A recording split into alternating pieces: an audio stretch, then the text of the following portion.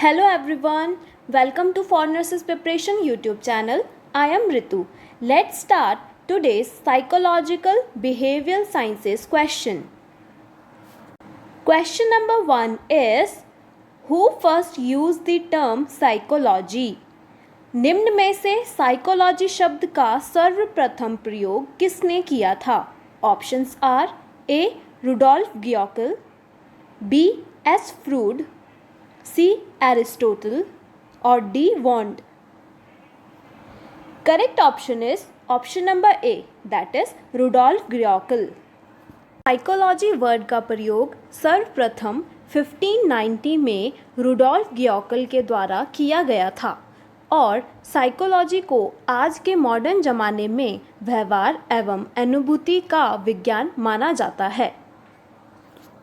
Next question is, which of the following psychologists given the principle of psychoanalysis? निम्न में से किस मनोवैज्ञानिक ने साइकोएनालिसिस का सिद्धांत प्रस्तुत किया था? Options are A S Freud, B Rudolf Goeckel, C Skinner और D Wundt. Correct option is option number A, that is S Freud. Next question is, which of the following condition used in adjustment mechanism? Adjustment mechanism का use मुख्यतः निम्न में से कौन सी condition में किया जाता है? Options are A fear, B aggression, C emotions और D frustration. Correct option is option number D, that is frustration. Adjustment mechanism को ही डिफेंस मैकेनिज्म कहा जाता है. सामान्यतः प्रत्येक व्यक्ति अपनी आवश्यकताओं, इच्छाओं अथवा आशाओं की पूर्ति करना चाहता है, किंतु ऐसा होना संभव नहीं है. ऐसी कंडीशन में अपूर्ण एवं असंतुष्ट आवश्यकताएं अथवा इच्छाएं, विफलता अथवा फ्रस्ट्रेशन उत्पन्न होती है. इन्हीं के एडजस्टमेंट के लिए व्यक्ति एडजस्टमेंट मैकेनिज्म का प्रयोग करता है. Question number 4 is, habits are which of the following type? आदतें यानी हैबिट्स निम्न में से किस प्रकार की होती हैं? Options are A acquired, B congenital, C both A and B और D none of these. Correct option is option number A, that is acquired. व्यक्ति के स्वचालित आचरण को ही आदत और हैबिट कहा जाता है. गुड हैबिट्स व्यक्ति के संयोजन में सहायक होती है, जबकि बैड हैबिट व्यक्ति के संयोजन एवं पर्सनैलिटी के विकास में बाधक होती है. यह कॉन्जेनाइटल ना होकर एक्वायर्ड होती हैं. अतः गुड हैबिट डालने की शुरुआत छोटी आयु से ही करनी चाहिए. सामान्यतः इंटरेस्ट एक्वायर्ड व कॉन्जेनाइटल दोनों प्रकार की हो सकती हैं. Next question is, if a child is suffering from the autistic disorder, which of the following findings is seen? Autistic disorder से ग्रस्त बच्चे में निम्न में से कौन सी फाइंडिंग्स प्रदर्शित होगी? Options are A lack of phobia, B normal verbal communication, C normal play activity और D lack of social interaction. Correct option is option number D, that is lack of social interaction. बच्चों में पाए जाने वाला सबसे common mental disorder autistic disorder या autism होता है. इसमें बच्चे का सोशल इंट्रैक्शन, वर्बल व नॉन वर्बल कम्युनिकेशन असामान्य व इम्पेयर्ड हो जाता है. इसके अलावा बच्चे में आसपास की गतिविधियों का ध्यान की कमी यानी अटेंशन डिफेक्ट तथा रिसेप्टिविटी व स्टीरियोटाइप बिहेवियर भी पाया जाता है. Okay guys, so let's take yesterday's question. Which of the following is the example of semi-essential amino acid? निम्न में से सेमी इसेंशियल अमीनो एसिड का उदाहरण कौन सा है? Options are A arginine, B histidine, C both A and B और D threonine. Correct answer is option number C, that is both A and B, that is arginine and histidine. Body के लिए लगभग 24 amino acid आवश्यक होते हैं। यह 3 group में that is essential, semi essential और नॉन इसेंशियल होते हैं। शरीर में इसेंशियल अमीनो एसिड की संख्या लगभग 8 और सेमी इसेंशियल अमीनो एसिड की संख्या लगभग 2 होती है। दैट इज़ आर्जिनिन व हिस्टोडिन दोनों ही सेमी इसेंशियल अमीनो एसिड की श्रेणी में आते हैं। Now back to the psychology question. Question number 6 is, which of the following psychologists demonstrated the biological need theory of psychology? निम्न में से मनोविज्ञान की बायोलॉजिकल नीड थ्योरी का प्रतिपाद किसने किया था? Options are A E Pavlov, B Erikson, C S Freud और D Abraham Maslow. Correct option is option number D, that is Abraham Maslow. मनोविज्ञान की बायोलॉजिकल नीड थ्योरी का प्रतिपादन सर्वप्रथम एब्राहम मास्लो द्वारा किया गया था, जिसको बाद में मैस्लोज हायरार्की ऑफ नीड के नाम से जाना गया है। इसमें नीड के अनुसार निम्न अनुसार 5 प्रकार के लेवल होते हैं। नीड के अनुसार जो 5 प्रकार के लेवल पाए जाते हैं, उसमें सबसे पहला लेवल होता है उसमें आता है biological and psychological needs, basic life needs जैसे कि air, food, drink, shelter, sex, sleep etcetera. और जो सेकंड लेवल होता है उसमें आता है safety need, protection, security, order, law, limit, stability etcetera. Third level में आता है belongings and love needs, family, affection, relationship, work group etcetera. And the fourth level में आता है esteem needs, achievement, status, responsibility and reputation. And the fifth and the last unit is self actualisation, personal growth and fulfilment. These are the 5 level of needs. Question number 7 is, thinking process is which of the following type of process? Thinking process निम्न में से किस प्रकार की process होती है? Options are A perception, B emotion, C cognitive और D motivation.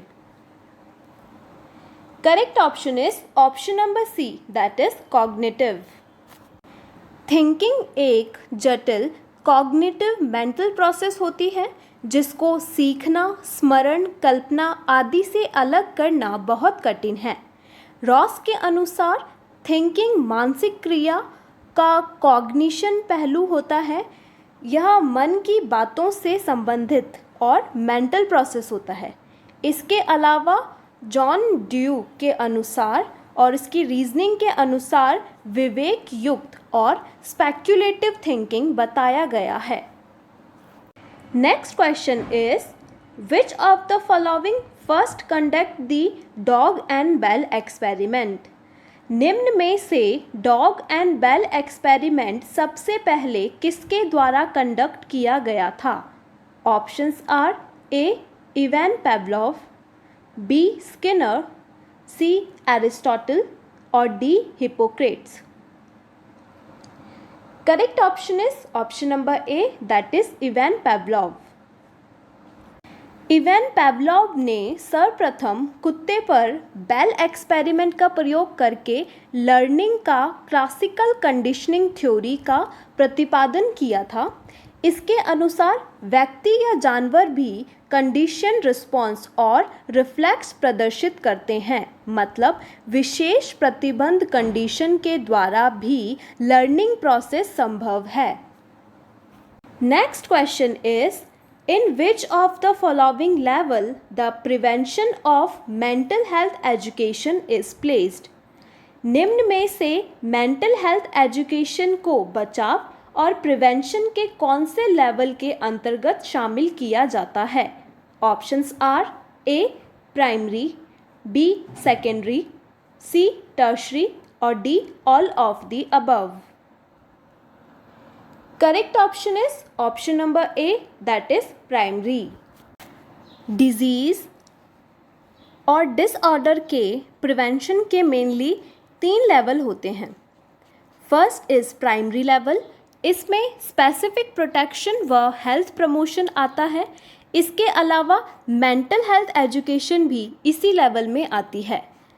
Secondary level और द सेकेंड लेवल, इसमें अर्ली डायग्नोसिस व अर्ली केस फाइंडिंग आते हैं तथा इनका ट्रीटमेंट करना भी इसी लेवल में आता है. The third is tertiary level. इसमें डिसेबिलिटी का लिमिटेशन तथा रिहैबिलिटेशन करना आता है. 10th question is which of the following is the type of error of perception. निम्न में से एरर्स ऑफ परसेप्शन कौन कौन से हैं? Options are A illusion, B delusion, C hallucination और D A and C both. Correct option is option number D, that is A, that is illusion and hallucination both. Perception disorders 2 प्रकार के, जिसमें illusion और hallucination होते हैं. जब किसी object की उपस्थिति के बावजूद हमें सेंस ऑर्गन के द्वारा गलत परसेप्शन होता है तो उसे इल्यूजन कहते हैं. जैसे अंधेरे में पड़ी लकड़ी को सांप समझ लेना. लेकिन जब किसी ऑब्जेक्ट की अनुपस्थिति में भी हमें सेंस ऑर्गन के द्वारा परसेप्शन होता है तो उसे हेलुसिनेशन कहा जाता है. जैसे कानों में भूत प्रेत की आवाज़ सुनाई देना. Next question is which of the following type of conflict is most complicated. निम्न में से किस प्रकार का कॉन्फ्लिक्ट सबसे कठिन व जटिल और कॉम्प्लिकेटेड माना जाता है? Options are A avoidance avoidance conflict, B approach avoidance conflict, C approach approach conflict और D all of the above. Correct option is option number B, that is approach avoidance conflict. Conflict व्यक्ति की दुलमुल प्रकृति का परिचय होता है.